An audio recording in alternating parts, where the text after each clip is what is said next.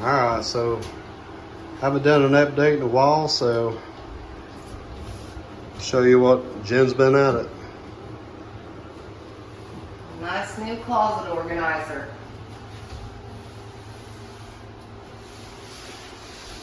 So the closet's pretty much done now. I want to show you guys these lights too. So they got like night lights. Pretty cool.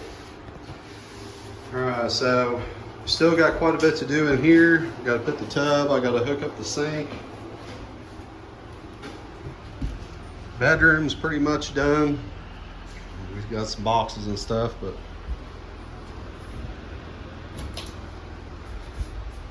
as you can see, it's pretty much done.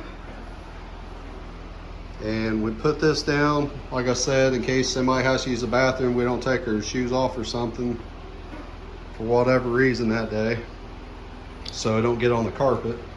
And if that ever leaks, it's going to be on this, which is waterproof. So what do y'all think?